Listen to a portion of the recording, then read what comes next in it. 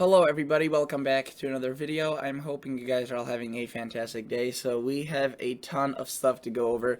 The confidence in this snowstorm is probably lower than yesterday. Usually doesn't happen that way, but more models have started to kind of fall apart from each other, so there's just so much to cover. So we'll be going over that, but regardless, a lot of precipitation is on its way for the Great Lakes, and this thing could be extending anywhere from the Dakotas all the way to even the Ohio Valley with heavy snowfall, and the confidence is very low. But we are pretty confident that the snowstorm overall will be occurring.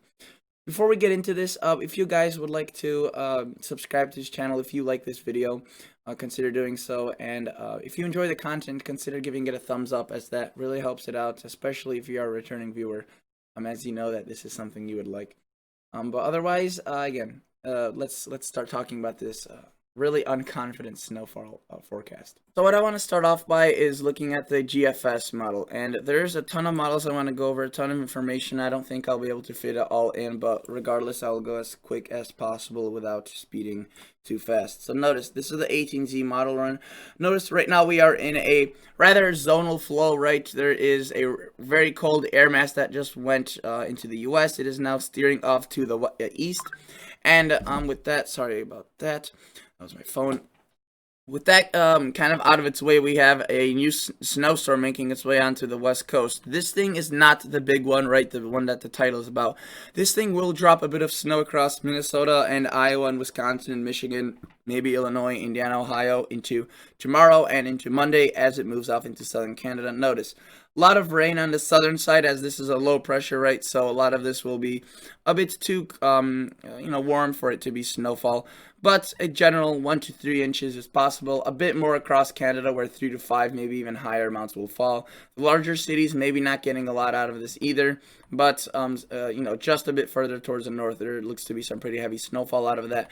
But again, just as a warning or anything, or just as a precursor, this is nothing compared to what could be coming. So notice that our big system, the one that's going to be our New Year's Eve system, whatever it may be, is already on its way into California by the time Monday comes, right? Really, Monday night into Tuesday is when it makes a landfall onto the United States.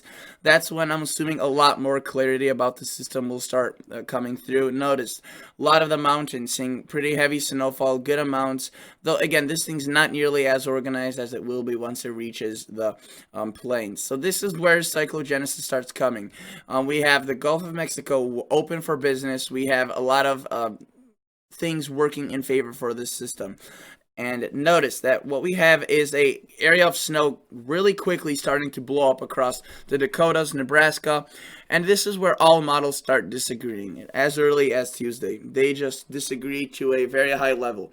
So notice what this model does, the GFS in particular. It shows a lot of snow across Iowa, Nebraska, South Dakota. It's more oriented to the north and west. And what I mean by that, so for cities like Chicago, Des Moines, the Quad Cities, maybe even Kansas City, St. Louis, Green Bay, some models extend this snow all the way over here and put heavier amounts of snow across these areas. The GFS, for example, does not do that. And notice that on hour 72, what it does is it really increases a lot of snow, right? The snowstorm is still there. It's just different from the other models. Minnesota, South Dakota, North Dakota, lots of Iowa seeing snow, and then transitioning over to rain. This may be the scenario for many locations. It starts as snow, goes to rain, goes back to snow, maybe some more rain. It will be a mix for many locations. Up to the north, it will be more of a snow event, right?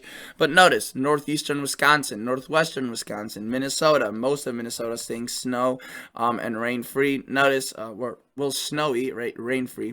And notice that it pushes into Canada, right, a lot of precipitation. It starts weakening a bit. From this first round, we see some pretty high snowfall amounts already. Total snowfall up until this hour. Notice this first burst may include of 10 up to a foot of snow across Minnesota, even Iowa, where the rain eventually starts falling, into Nebraska, portions of northern Missouri and northern Kansas. But this is not over. This system doesn't stop there. We have the models that really over the past day started to show this. What we see is a cold front that stalls out, right? Similar to the system we just had across the Ohio Valley. If you recall the Christmas one just a few days ago, right? There was a blizzard across the Midwest, and then it kind of rotated itself and a cold front erupted and we saw another band of snow. This is looking to be a very similar setup with potentially a much different area being impacted.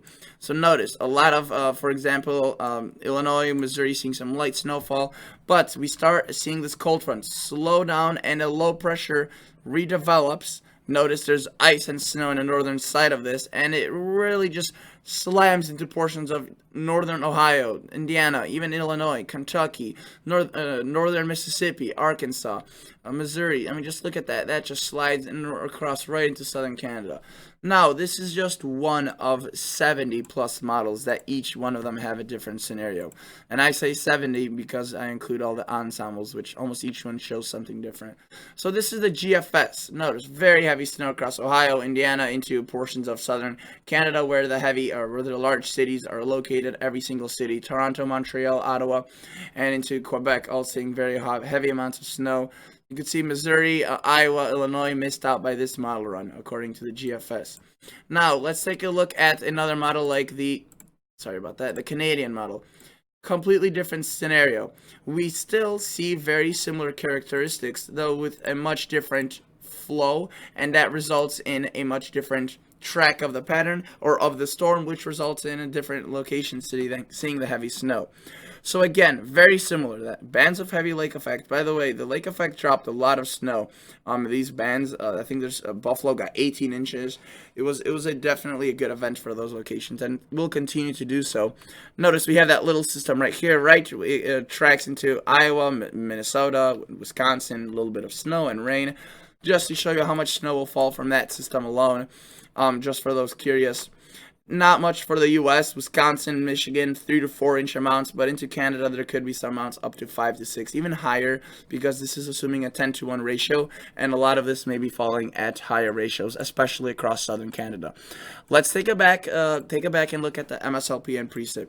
As I mentioned, that certain models extended the snow further to the south and east rather than the GFS, that it just kind of did a more northerly component, if you recall. Notice what we see is, look at that, Missouri, Illinois, Iowa, Nebraska, the Dakotas.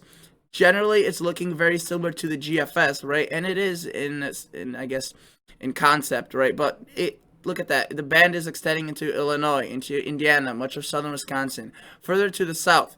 Again, these all, transition over to rain. You can see it ends up being rain, but that provides heavier snow a bit further to the south. It does bring snow into Minnesota and Wisconsin and Iowa, but it's lighter. Now, if you recall, the GFS developed a second system. Well, the Canadian does a very similar thing. What it does is it stalls out this cold front, but much further to the west. And you can see that heavy snow, instead of Mississippi and Arkansas, it's across Texas, Oklahoma, Kansas, Missouri, Nebraska, Iowa, into potentially Minnesota, Wisconsin.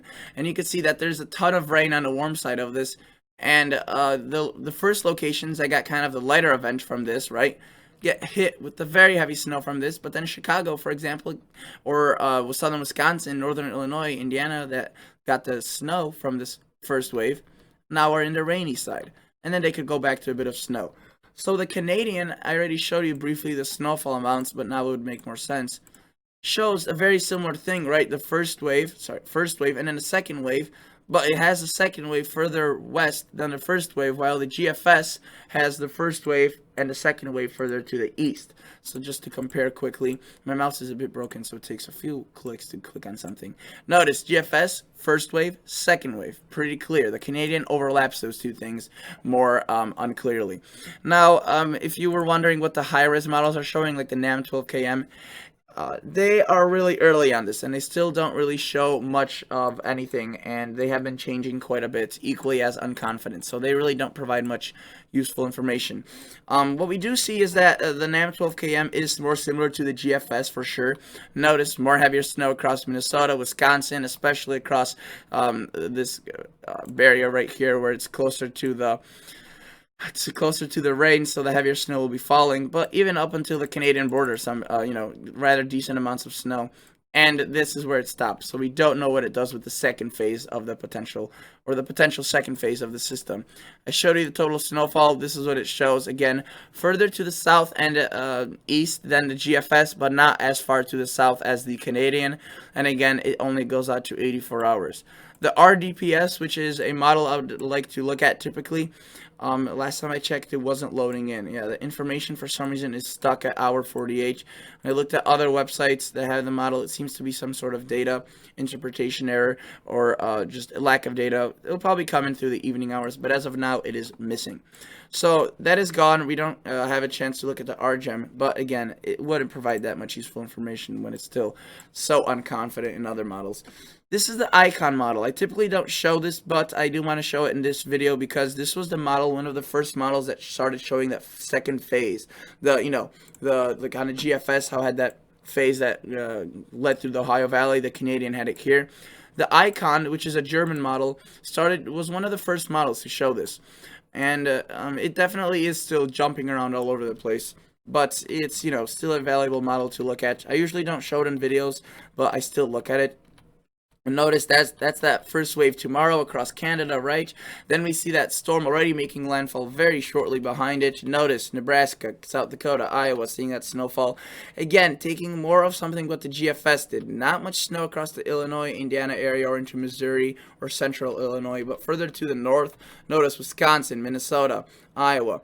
And the main reason with this is that these models are quicker with this onset of the system, while the Canadian and the models that show more snow across Illinois and Indiana are much slower. And which side of the spectrum will the snow actually end up being on, the slower or the faster, or more to the south and east in terms of snowfall, is is completely unknown.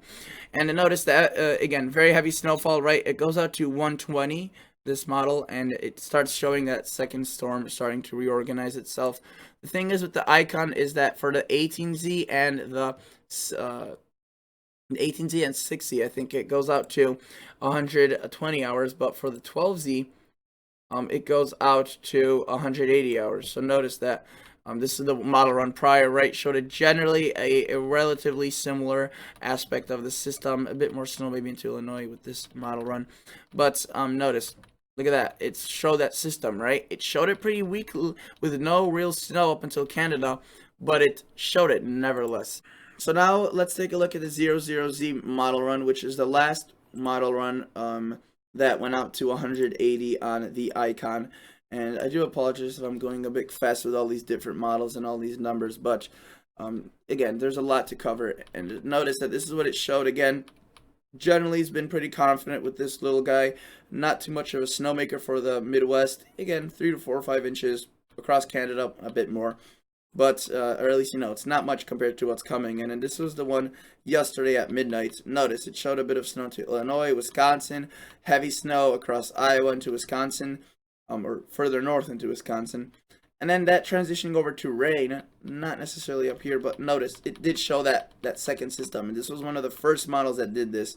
And yesterday when I saw this, I was like, oh boy, this is going to be probably the start of something new if this maintains itself. And unfortunately, that was the start of something new. So now most models are showing that. So taking a look at 2 other operational models like the European, this is what it does. Here's that first system, tracks it, right? The snowfall amounts, let's just take a glance at them, leave it at hour 60 or 96, oh, sorry, 66, and see how much snow this first system falls or brings just for those people that are going to be impacted by this.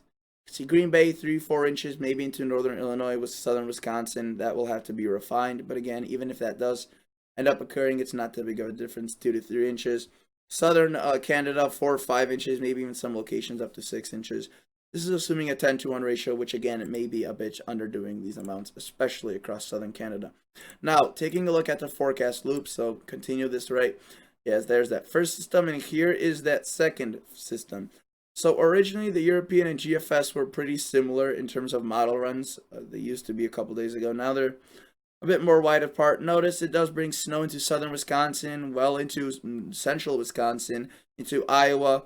Very heavy snow, a thud of up to a foot of snow, then transitioning all over or mostly to rain. And notice it does develop continued rain showers and snow showers and another wave. Look at that secondary storm, right? Further west than the GFS, further east than the Canadian, kind of in between all of them, showing that the confidence again is all over the place with each model showing something slightly different. Total snowfall from all of that, you can see, is like this. So 14, 15 inches across Wisconsin, Iowa, Minnesota, Illinois, northern Illinois, 6, 7 inches, even southern, central Illinois, Kentucky, eastern or western Kentucky, western Tennessee, into Michigan. So a lot of this snow falling, regardless of which model you look at. Now, take a look at the GFS parallel. This is a model that is the upgraded GFS of the upgraded version of the GFS, right? And this is what it shows. So take it through hour 204. Notice what it shows, similar to what the Canadian does, and I'll show you its forecast snowfall in terms of, or the radar, simulated radar, in just a bit. What it shows is, by the way, this is a separate system that could be occurring after this one, but again, this is our main event as of now. But notice, shows a bit more across Illinois and into Missouri. You could see, similar to what the Canadian is showing, with that secondary southern phase of that system going further towards the west. Now, we aren't even confident on the first wave, right? How will that unfold, let alone the second wave. But what I would say as of now is that it's fair enough to claim that this system, there's that little first guy, that this first system will end up looking very similar to what we're looking at with most models. If you recall, you know, the European, GFS, Canadian, they all showed something like this. A band of heavy precipitation, mostly snow for Minnesota, Wisconsin, Iowa, even Illinois at first. And again, the biggest concern is how far this will stretch to the south. Will it be more abrupt? Will it be more elongated? It all turns out to look, you know, pretty similar. Even if it does snow across southern Wisconsin, Iowa, Illinois, southern Minnesota, that does transition over to some rain or ice. And then there's that second phase that could be more significant. You could see the GFS parallel does something similar to what the Canadian does. A bit slightly towards the east compared to the Canadian, but much further to the west compared to the European and especially the GFS. Notice though, again, very heavy snowfall. And if we were to take a look at the Kuchera snowfall amounts, they would be ridiculously high. And let's just take this through right there. Notice up to 30 inches across some of these locations. Minneapolis seeing very heavy snow potentially Kansas City, Missouri, Wisconsin, Illinois, Michigan. So this is all over the place. And anywhere, if you live in the Midwest, get prepared. You may be in for some snow or rain at this point. It's a mix of models, and even if you do end up seeing mostly, or even if you do end up seeing rain or snow, you know, how much of that snow, how much of that rain, it's definitely a confusing system. And it's one of the first times I actually saw the National Weather Service in their forecast discussion say that the models have provided more uncertainty from the day prior. So again, it's definitely weird, but let's take a look at, I wanted to take a look at these ensembles, right? So I have these ensembles of the GFS. So these are 31 GFS-like models pulled up, and this is snowfall through 15 days. So the next 15 days, this is what they're showing. Again, I do apologize. This is a bit zoomed out, or it is a bit far. I'll try zooming in a bit so we could see this more accurately, these amounts of snow. And this is what they're showing. So each one of these little boxes is a different model, right? I know it's very small, but I just wanted to give you guys a brief idea of the uncertainty, not necessarily what each model is showing, just the uncertainty. Notice, take your location. I know it cuts off. I apologize. I couldn't select all of the United States, so I just selected the Eastern. I could have done Western, but again, I'm running low on time here. Notice, look at that, much further to the north. This one generally similar. This one much lighter, heavier towards Illinois, Indiana. This one a completely lesser amounts. This one a bit further. I mean, you can see each model run is different. Just take a look at your location, and I'll give you a brief while to glance at that, because each model is just completely different. And unfortunately, this isn't just happening in the GFS family. So the GFS family all over the place. And then let's take a look at the European family. Right, so this is the European ensembles. This is slightly different, where I get to, let's zoom back in on this.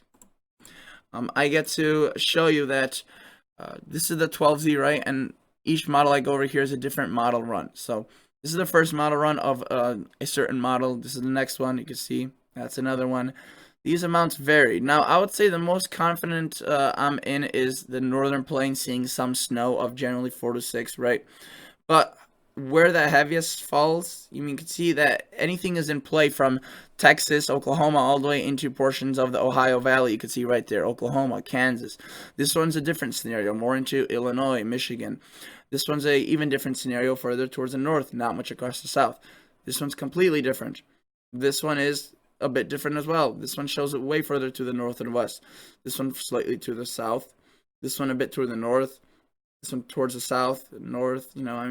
Each model is different. Let me just play these through. Notice, even the Texas Panhandle, look at that. Ohio Valley, Pennsylvania, further towards the east, the west, the east. Each model is so different. It's actually incredible. And it's not that far out relatively, but we'll have to see. Regardless, a lot of things will have to be sorted. A lot of things are all over the place, as typical with these type of scenarios. But this one is maybe a bit, more on the unique side. We'll just have to, wait and see. And to be honest with you, again, I think that the NAM 12KM is a good representation of what will happen across the northern plains. Maybe a bit overdone, but generally heavy snow. And whether or not this extends, we'll have to see. Regardless, it looks as if there will be rain mixing in. At this point, this low pressure will probably take this first one. We'll take a general track that's similar to what they're showing on the NAM and the GFS and the Canadian and the European. But whether or not, again, this extends, we'll have to see. But it's that second phase that even brings more confusion. Some models are showing a track like this, like that. So, again, all over the place, unfortunately. And this is the GFX. Okay, so there's just so many models, right? And hopefully you just got a brief idea of what's to come. The general time frame of this, I know people may be wondering. I would say anywhere from, obviously the mountains included, probably starting early Monday, and with that second phase ending around a week from now. So this may begin, this will probably be a week-long snowstorm. A week-long snowstorm. That is obviously not over one given area, but over the United States in general. So that is a very intense and long duration event that obviously has loads of unconfidence in it. But again, I think that overall we're going to start getting this more nailed out. But for now, that is it. That's all I wanted to cover. Thank you guys so much for watching, and I will catch you all guys on the next episode. For more details, your National Weather Service is the best place. All right, see ya.